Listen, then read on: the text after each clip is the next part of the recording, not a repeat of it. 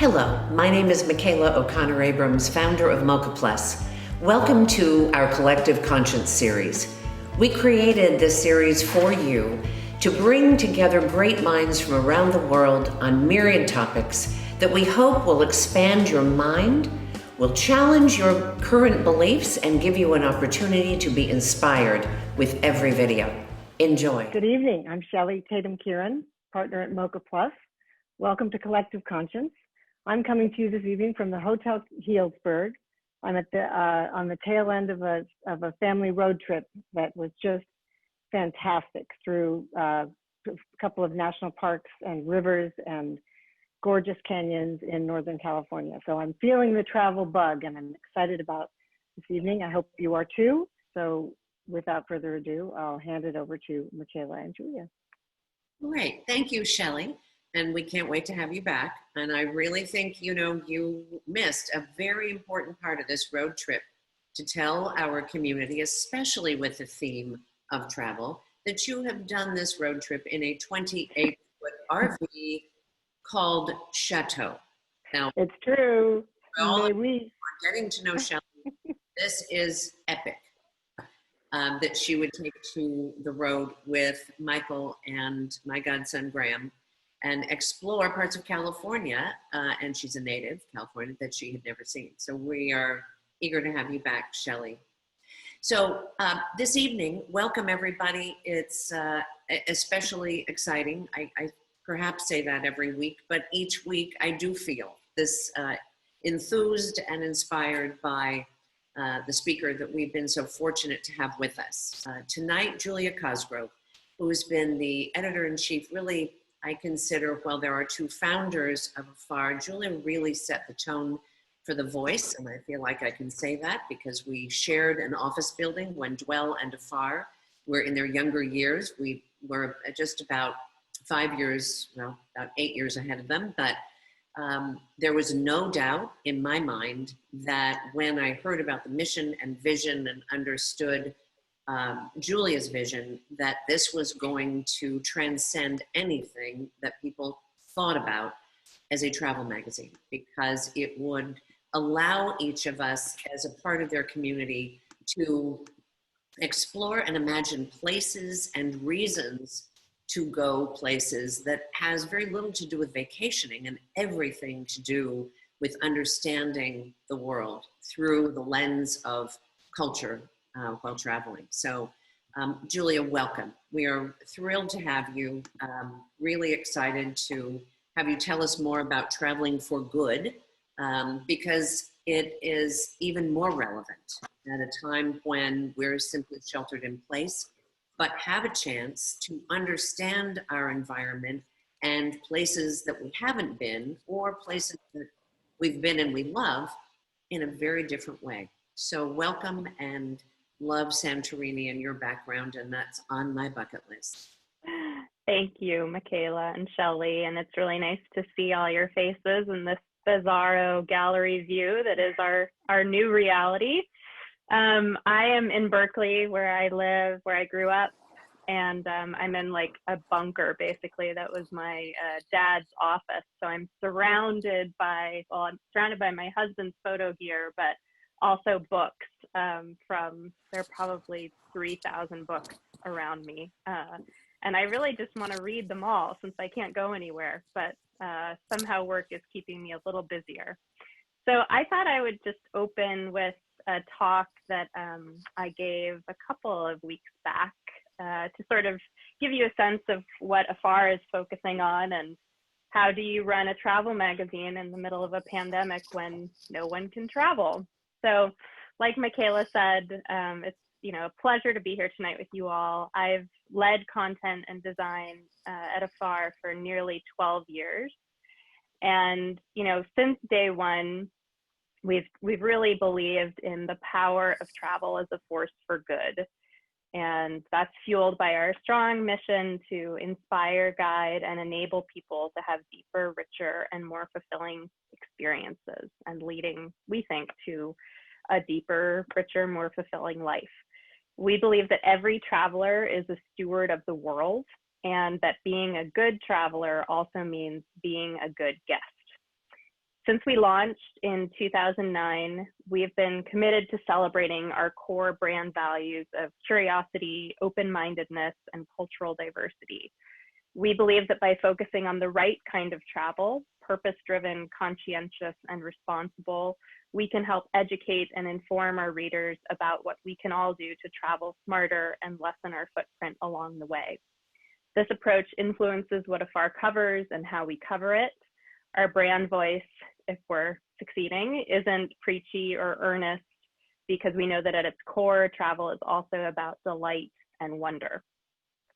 So today, as travel has come to a standstill and our audience of the world's best travelers is stuck at home, it's more imperative than ever that we continue to speak to and engage with the global citizens who share our mindset and believe in the power of travel to transform communities and individual lives for the better. Because when we can travel again, and Shelley is leading the way in the chateau, our readers will be the first out the front door, the first into the car, the first onto the plane, the first into the hotel. Our travelers are itching to move around the globe again. There's so much pent-up demand, but they want to do so responsibly. And they know how travel can be a force for good for the economy, especially small businesses that are suffering so much right now, for cultural exchange and education, and for mental health, frankly. And they're committed to leading by example. One thing that I did want to point out is our travelers are more highly engaged with our travel content than ever, which if you told me that in March, I would have said, yeah, right. One sign of optimism for the travel industry, which has been hit very, very hard economically, is AFAR hit our best traffic month ever in June. We more than doubled organic monthly uniques year over year. And our content team has been pretty singularly focused on news you can use, intel, and inspiration. And we're able to smash our page view records by delivering to travelers the kind of deeply reported articles they're craving right now. Travelers are as hungry for information as they are eager to travel. And I think our content strategy is nimble enough, and we've been able to pivot to respond to the moment, which is ultimately what the sort of unpredictability of planning for recovery calls for. So we really think that, we're the go-to source for the world's best travelers, and we haven't abandoned the power of storytelling in this time. In fact, we've gotten more exposure for our long reads than ever, and our staff and readers have gathered to think, breathe, and laugh together through our new monthly book club called AFAR Reads. Before the pandemic, the biggest threat to travel was over-tourism. Too many people going to the same place at the same time to take the same picture, to share with the same group of people in their little echo chamber. The concept of bragging rights and FOMO feels like a lifetime ago to me. And I don't really want to go back to that reality. We believe that the beauty of travel is that it isn't a monoculture, and we want to keep it that way. So as we begin to travel again, I think it's going to be more critical than ever that we go to places that aren't overrun with people, that we visit in shoulder seasons or off-peak times of year, and that we commit to seeking out untrammeled destinations and lesser-known sites. The pandemic has revealed a world without travel. We're learning what we had taken for granted, what we miss the most, what we long to see again. But we also feel connected to each other, all of us throughout the world, in a way we never have before. And it's a weird way, admittedly, through these screens. But I do think we're reminded that human connection is really the heart and soul of travel. So the lens we try to see the world in is travel as a force for good. More inclusive, more sustainable, more about leaving the world in a better place than we found it. And governments, companies, and individuals can help plan for a post-virus future in a more conscious and conscientious way. And as travelers, we can do our part with every spending decision we make. I really think that the travel industry has a once-in-a-century, hopefully, opportunity to build a better industry and a better world, one that values people and the future of our planet, one that's smarter and more human-centric, Shannon Stoll, the head of the Adventure Travel Trade Association, who we awarded an AFAR Vanguard award to last year, was recently quoted in a piece by Forbes, and he said, "I really hope that companies and professionals will not try to go back to what we considered normal, because normal was not very responsible as an overall industry. The opportunity now is for leaders to lead and do the right thing by rebuilding smarter, which may mean smaller, and demand that travelers also behave as though travel is a privilege, not a right." So at AFAR, we're using this opportunity to rethink how we view travel. We can all be more deliberate citizens of the world, and we think we can be the better travelers who lead the way. The writer, which I'm guessing a lot of people on this call probably read this piece by Arundhati Roy. It came out in the Financial Times this spring, and she made the case that a pandemic can be a portal. She wrote that, quote, "Historically, pandemics have forced humans to break with the past and imagine their world anew.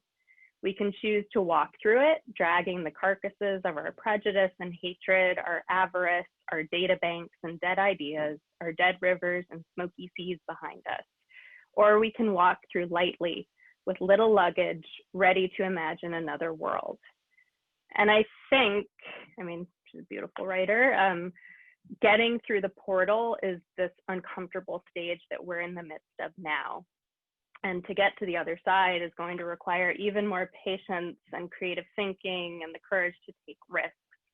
But I'm optimistic that if the travel industry, of which AFAR is a part, can do the work now, there might be a better world on the other side of this. So I'll just close by saying, what role does the traveler really play in all this? And I think it becomes more incumbent on the traveler to be a good guest, just as much as it is important for a destination or a hotel to be a good host. And going forward, should we treat travel as a privilege? What if instead of a traveler asking, "What can I get out of this place?" the traveler asks, "What can I do to support this place?" And that kind of thinking, I know, has been a part of AFAR since day one, but I think we need to be more deliberate in terms of asking those questions and leading those conversations. I think mission, heart, and purpose are going to become even more vital as travelers start tiptoeing back out into the world. And the travel brands that will resonate, will focus on values and people through the lens of inclusivity. So trust, expertise, experience, I think those simple words matter now more than ever. And as AFAR prepares for what a new AFAR looks like in the context of what the new travel looks like, those are the things that are keeping me up at night, in addition to my 2 girls under the age of 5. So I'm going to stop talking now and get out of this ray of Madonna light that seems to be on me, and throw it back to you, Michaela. Thank you, Julie, for sharing that with us, because I think that it provides a great foundation for us to even think about this whole idea of post-COVID and the pent-up demand, but specifically addressing the fact that rather than, the metaphor of the person, at the starting gate, just dying to break out and go back to it the way we did, is to really, and heaven knows we'll have plenty of time, it appears, to think about it differently and be more judicious about what going means, as you point out. And so you talk about the traveler's responsibility. I'm wondering what you think about and what you've heard and or know about how convention and visitors bureaus and trade commissions and people who are responsible, in their governments, in their countries for travel and trade are viewing this. Do you think they too are going to seize the opportunity to go, through this lightly, or are just so beleaguered in financially, et cetera, that they're going to lean into let's just get back to it and go? What are you? I mean, I think it's probably a combination. I think cities like Venice and Prague and Amsterdam and actually the entire country of Norway, they were spending time on this before COVID hit, right? Thinking about our city streets are so clogged, our infrastructure is so broken with the sort of weight of the day tripping tourist, who's kind of disgorged off the giant cruise ship, comes in, checks the sites off their list of sort of to see sites. And so I think that some of that groundwork has been laid, but it is a question.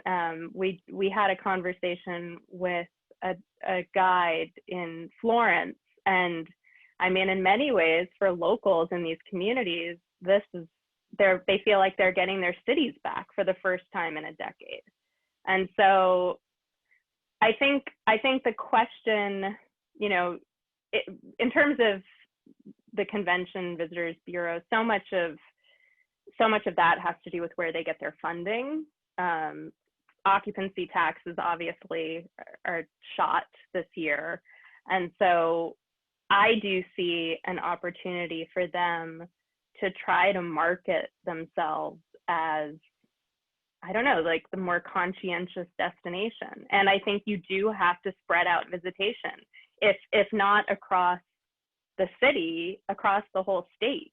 I mean, Shelley, like Plumas County, it's beautiful, right? And it was empty 2 years ago, when travel was at its peak, probably. So I do think we have to take some responsibility as travelers, as consumers, about visiting these places at other times of year, but also be more willing to sort of get off the beaten path on the beaten path places. And then, yeah, the smart DMOs will figure out the importance of this, because ultimately this is the right kind of consumer. This is the right kind of traveler they want, because the person spends more nights in a destination, spends more money going out to restaurants, both high and low, and isn't there as sort of the ugly American, I think. I mean, that actually, it was if you would, and I had planned that segue, because I was talking about, the awful images, and certainly it's my editorial opinion here, but the images of the giant tour buses, the double deckers, and the boats with wheels that go around and then go in. I mean, all these kind of more gimmicky ways of seeing the place. Sometimes it's just because that's what's affordable, but I'm hoping perhaps that there is some of the underbelly that's not so attractive that does wash out of this, that does not become sustainable, and it allows people to find other ways that they just weren't ever given exposure to, because they're newer travelers. They aren't from sophisticated or cosmopolitan places, and they were doing the best they could. They were doing advertised to them. So do you think that those organizations, those outfitters, if you will take it that seriously and also have a chance to pivot and not just go out of business, but pivot to something that's just more culturally sensitive and frankly far more interesting for the visitor? Yeah, one of the people we honored, again, I think it was 2018, is a gentleman by the name of Bruce Poontip, and he started a company called G Adventures, and they've since acquired a few other operators and tour companies. And he said on stage that he feels like if travel is done right, it has the potential to be the biggest driver of economic, redistribution of wealth around the world. Now, do I think sort of mass tourism products are concerned with that? No, I think it's still this sort of quantity over quality, heads and beds mentality. I think the smaller, more sensitive sort of boutique brands get that, and it will, I hope, that they influence the biggies a little bit. I think where the biggies are going to shake out, I don't know. You know, I don't know when the giant ships are even really going to be sailing again. It's possible they'll be sailing as early as September. I do know from our editor who oversees cruise that cruisies, as I guess they're called, are booking, you know, into the future, but this is their way of life, and, you know, sort of damn the reality of science a little bit, or they're hedging their bets and they want to book it, and if it gets canceled, it gets canceled. But you know, the experiences of sailing with a smaller line, like I sailed with AMA Waterways down the Rhine in November, and you know, again, it was like off season, so there were probably 60 or 90 people total, and it's a lovely way to sort of see more of the countryside that you normally would. But again, that's a small boutique experience, as opposed to just sort of the mass smorgasbord buffet. I don't know, I'm a snob. I know that there are good reasons for liking those experiences, and I know that people perceive value there. I would say you might get more out of a week-long stay in a destination, you know, where you're in a hotel or in an apartment, where you're working with locals on the ground, as opposed to, again, it is just sort of this very sightseeing-driven model. And I know that they've made efforts in the last few years to go deeper, and they are trying. But it'll be interesting to see how it all shakes out, for sure. I've always felt that what was driving what we think of as, oh God, who wants to go on and watch somebody eat 7 eclairs and 17 eggs with 30 pieces of bacon? You know, it's just gross. And, but I think that the whole idea of value, right, and the scales. So I just, though, have a lot of hope that there are other ways to achieve economies of scale and value travel, as you just said, by different ways. But the distribution channel, if you will, the operators and the tourism boards really have got to drive that. Don't you really, it's not going to come from consumer demand as much as it is from those saying, wait, here's another way to do it. And then let's take these ships that hold 3,500 people and just, you know, dock them and turn it into housing that we have none of in the United States and places, and find other really what probably seem like outlandish ways to transform something. But I feel like there are other ways to do that, but it's really a matter of reaching those people and saying, because somebody sold them on that in the first place. So to sell them on the next thing that would be more interesting and valuable. Are you looking at how AFAR is going to be covering those kinds of opportunities online and in the magazine in the next year?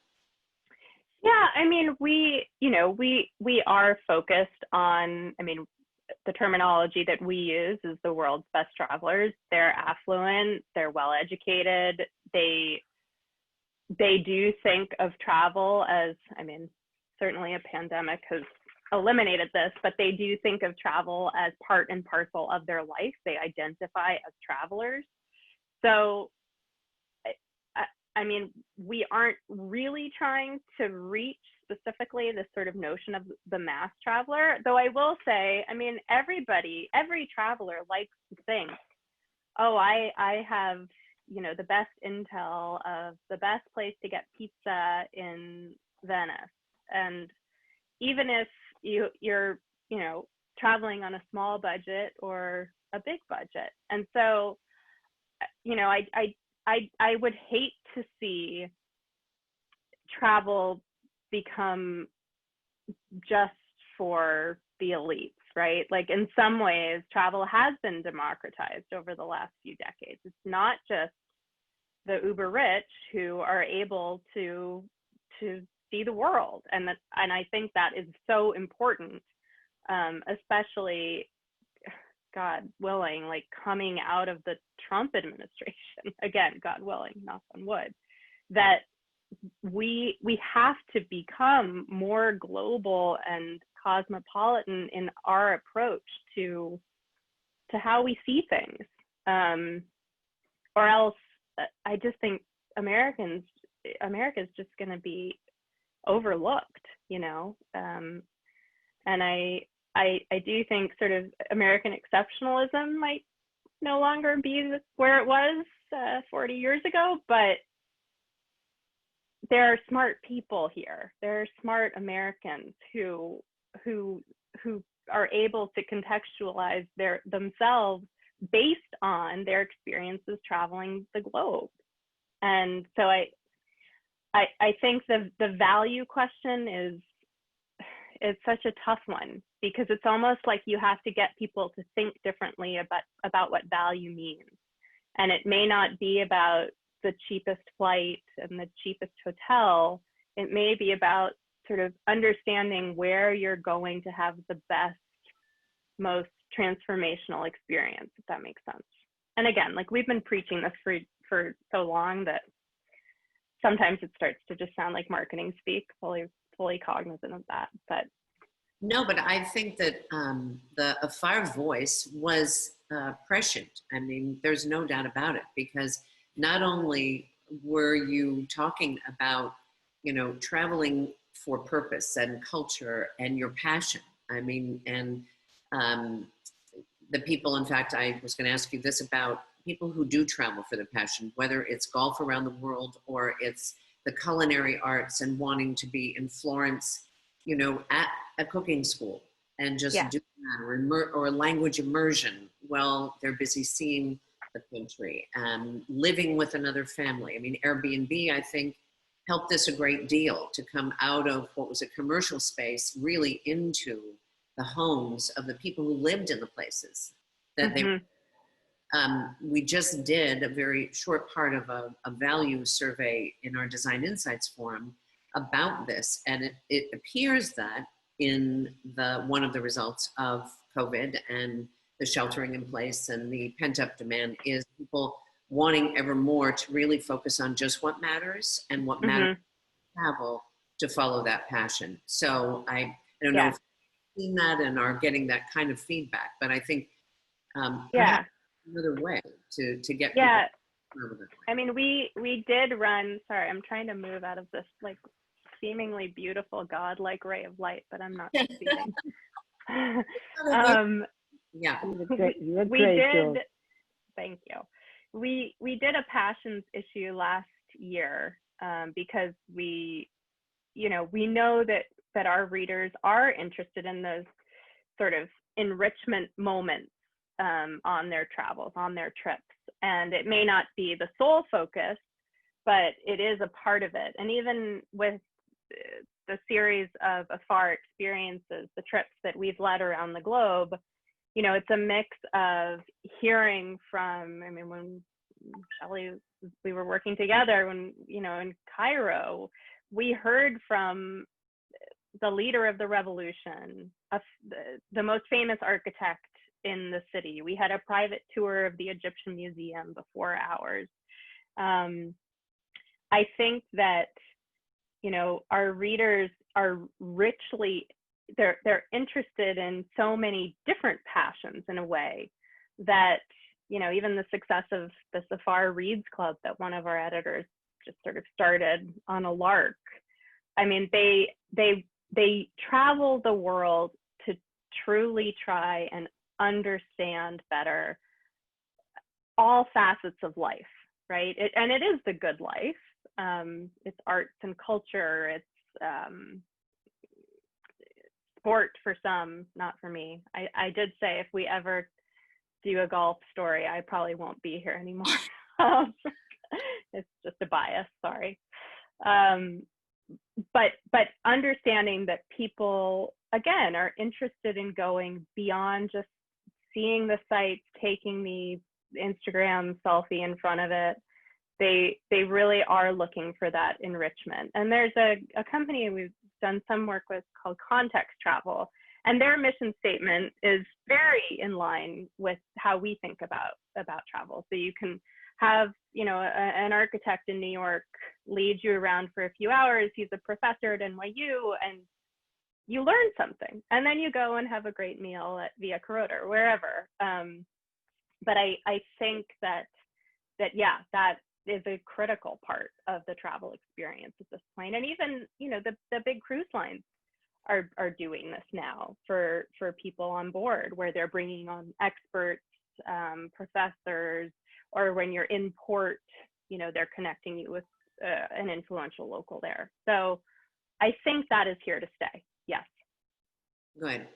All right. So it looks like we have a mounting number of questions in the chat. So I thought we would begin with our first question, Shelley.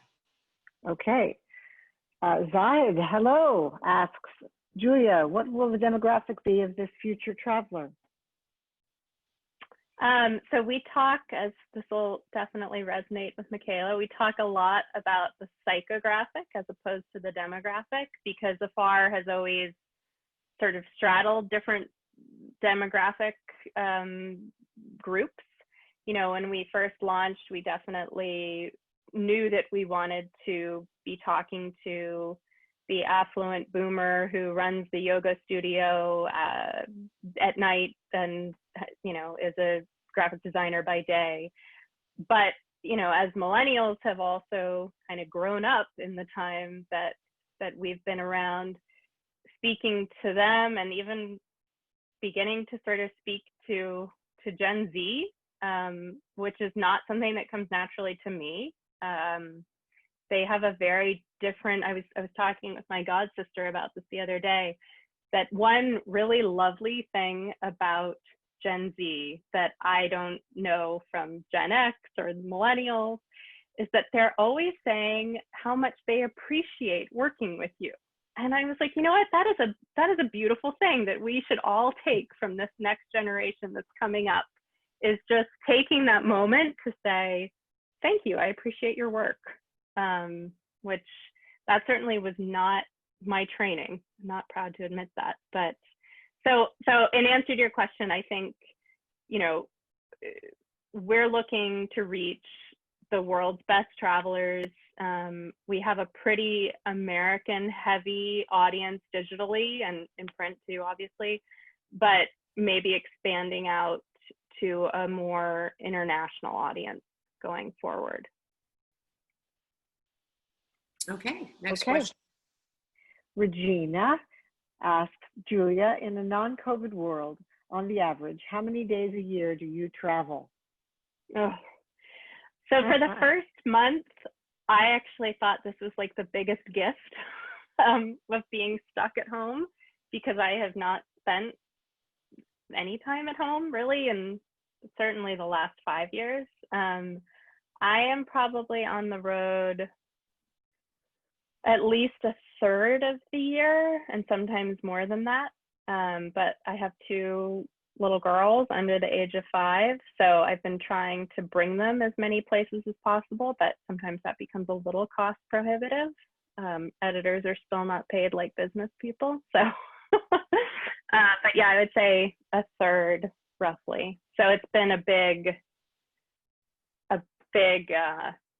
thing to swallow, just not really being able to go anywhere. And I'm also living in a very tiny apartment. We're sort of between construction projects. So I'm living in 400 square feet with my husband and 2 kids. So it's a test. Badge of honor. The chateau sounds lovely, Shelley. I was going to say, I have a little extra room if you want to, you know, hoof it up to Healdsburg tonight. I'll be right there. There's this great thing that can drive right up to your home called the Chateau. It's 28 feet long. Soon as Shelley's finished with it. Shelley, next question. Anita asks, sustainable travel has been slowly growing. What did Julia think of efforts like Travelist, Prince Harry and Meghan? Sorry, my scroll, come on. Sorry. What did Julia think of efforts like Travelist, Prince Harry and Meghan with Booking.com and other large companies? I mean, I think that any change that is measurable, any goals that are set that we can go back to these companies a year later and say, we're holding you accountable, is good. And in fact, I'm going to shift slightly, like AFAR is too white. We know that. We have not done a good enough job bringing Black voices into the pages of the magazine and onto our site. And so I'm in the process of trying to put an action plan together to try and fix that. I think sustainability, again, the proof, like all of these things, right? The proof is in the pudding. Before AFAR, I worked at a magazine called Ready Made, which is sort of, the New York Times called it Martha Stewart for hipsters. It was sort of this DIY design magazine based in a loft in Berkeley, very scrappy startup. And, you know, I remember in 2007 writing about greenwashing. And I was just talking about this on a walk with a friend. Like, have things truly changed, or has the marketing around them changed? And I do think, again, this is such an unprecedented moment.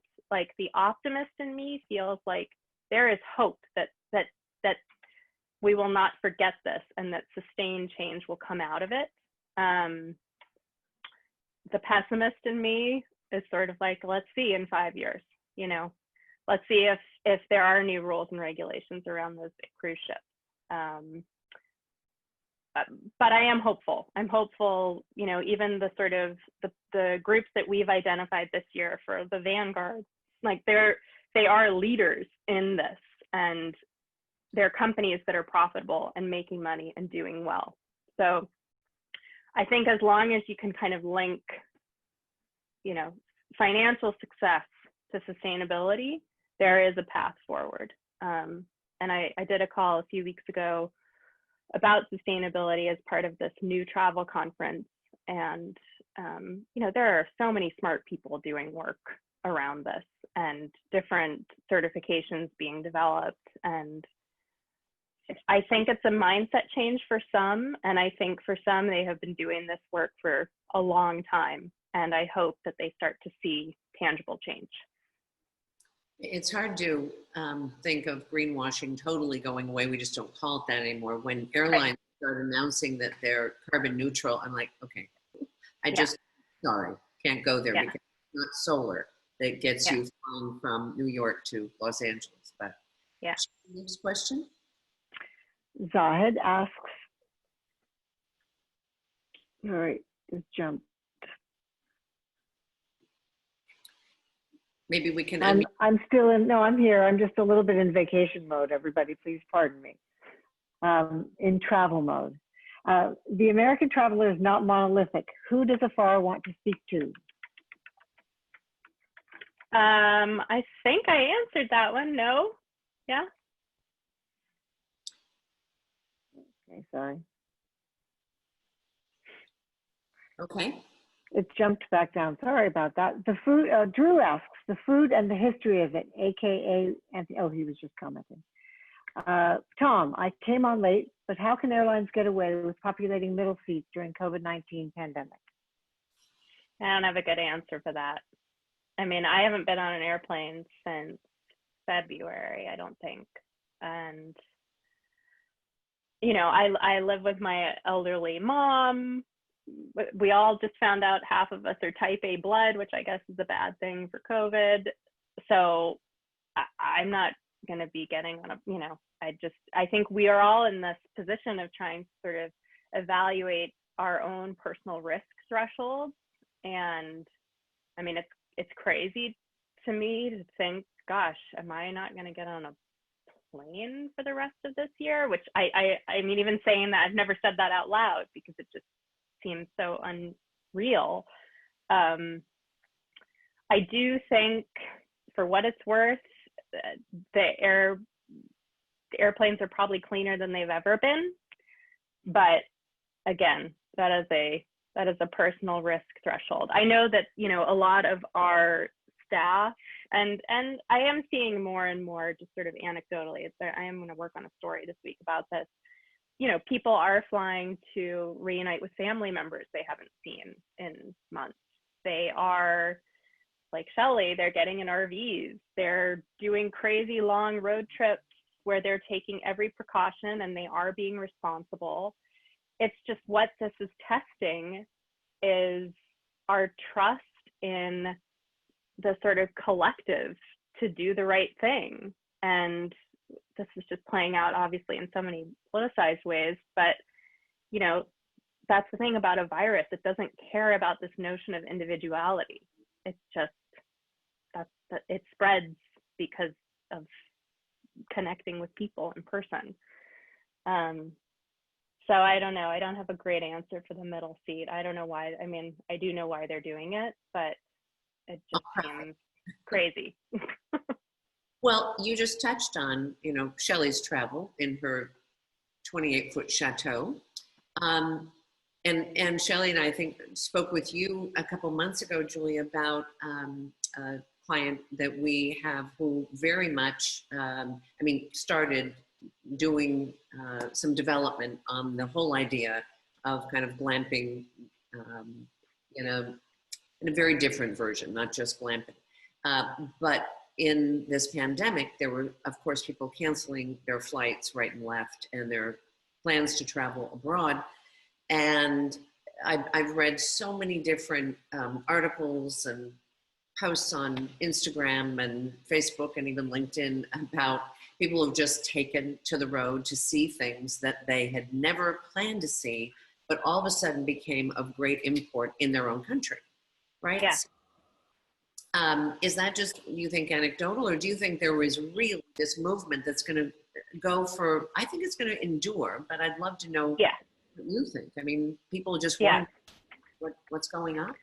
Yeah, I think, I think it's a variety of reasons that have led people here. I do think, we are so polarized in this moment. It's an election year. And I do think that there is, in sort of the traveler's spirit, there's this, I want to try and understand why people are thinking differently than I am. And that exists in this country, right? Okay. And so, yes, it's sort of the call of the open wild. But I also think this is a big, wide country with so many different Americas. And I think there is a natural curiosity to try to understand it a little bit better. I mean, we did an America issue, it was last year, maybe it was the year before, just acknowledging that the best thing about this country is the fact that people come here, people live here because there are people from all over the world living here. And I do think that moving forward, I hope that's not lost in any way, because it's tough when restaurants aren't open. There's so much kind of legwork that has to go on in advance of actually hitting the road. But there is so much out there that we can see. It's, again, just a matter of, can you do so in a responsible way that's going to make you feel safe and like you've taken the right amount of precautions for yourself. Yeah. I think if I could jump in here just in anticipating this conversation and having been on this road trip, we really did, it was something we never would have done. And ironically, which I was saying to you before, Julia, ironically, we being together in a house for months on end, just as a family of three, actually we learned how to navigate one another, so we could get away in this. Granted, it was comfortable, but and there was such a, I think, to go back to what Michaela was talking about, the survey that we did with our Design Insights Forum, the values, the appreciation for family and for what matters and for being just sort of grounded, I think inspires a discovery in people, a sense of discovery, and to do things that we wouldn't normally do. I certainly really was a quote unquote departure, for us to do. No, I know. I was looking up teardrop trailers last night, and my husband just sort of looked at me like, your version of camping involves a heated mattress, you know, at Mendocino Grove. To be comfortable. Well, and Shelley knows that I chose for my birthday, which was at the end of April. I thought, okay, no, I have got to see my friends. I may not be able to hug them, but I have to see them. So I rented an 18-foot Sprinter van named Sparkles. You too could get her. She's just 5 miles from you, Julia. And drove down the peninsula to see people in their driveways, and then to Fresno to a farm with my friend Liz, who does Liz's Picks on Wednesdays with us, and had a wonderful dinner in the field. And I mean, again, I would never have done that otherwise. Yeah. So it was really great. We have a question from the community. So post-COVID, where do you want to go? Where's the first place you would want to go? I mean, so I grew up mostly in Berkeley, but I am a native New Yorker and went to college there and lived there for a long time. And just sort of by happenstance, unfortunately, I had been able to, I did 10 days in New York in January. And I just look back on that time as, oh my God, I'm so glad my best friend came up from Baltimore. We just ate our way through Lower Manhattan. We went to museums and galleries, and I think I saw Slave Play that trip. Yeah, like sort of did it up and spent too much money, yes, but I'm so glad that I did, because, you know, New York for me has become, I'm there every 6 to 8 weeks. It's a grind. It's the back and forth, you know, as so many of us do, of business travel. So I'll probably, in all likelihood, go back to New York first, but I'd also canceled a trip to Tokyo. My eldest daughter, Willa, has a best friend from preschool whose family moved back to Tokyo because the dad got a job at, I think he was working for Facebook to prepare for the Olympics, which who knows, like that's off. So I don't know what he's been up to, but we were going to go visit them and go to Kyoto. And I've been to Tokyo, but no one else in my family has. So probably Japan, I think. And then in last November and December, I was fortunate enough to have a sabbatical from AFAR, and we were in Europe and Amsterdam and Basel and Paris, and you know, I fantasize about moving there for an extended period, which I don't know. Depending on how things go in November, I might sort of speed that up. You may be living in the backdrop that you've got right there in Central for a year or two. Yeah, that sounds pretty great. That's so beautiful. Any other questions from the community? Yes, Anita, trends. Do you see more local travel within 300 miles as the focus of what we will see in 2020-21? More emphasis on understanding, discovering, and supporting our local communities. Yeah, I definitely do. I mean, just in talking with all of the tourism boards, you know, domestic tourism boards, they're very focused on the drive markets. So, you know, for us in the Bay Area, obviously there's the whole state of California. And I know that the state is very focused on, you know, getting people sort of just slightly out of their immediate bubble and front yard. I know that, and this is highly anecdotal, but Sea Ranch, for instance, I mean, things are just booked for the rest of the year now. And a lot of that, I think, is Bay Area and Sacramento people who are just dying to get out of their houses and apartments. And, you know, I have, and again, I need to write the story in the next week or so, but I have started to see people doing more, you know, across state lines, driving trips. But, you know, it may be like 3 states, or depending what part of the country you're in. If you're on the East Coast, obviously you can hit more states than that. And yes, I do think that there is even more of sort of a renewed interest and sense of commitment to small businesses and supporting them, because I think we all know the realities of, you know, that I forget if it was in March or April that horrifying Atlantic piece came out about just the future of retail. And, you know, none of us want to be left with malls and just chains Or just Amazon. or just Amazon, you know, then what do our cities look like? What do our towns look like? And I mean, I suppose we could all go off the grid, but I don't know. It just starts to resemble too much of a dystopian novel. I just drink my wine and try not to go down that rabbit hole. Yeah, even with the winery shut down, they're not complaining about consumption rates. No problem. Yeah. Same with the distillers.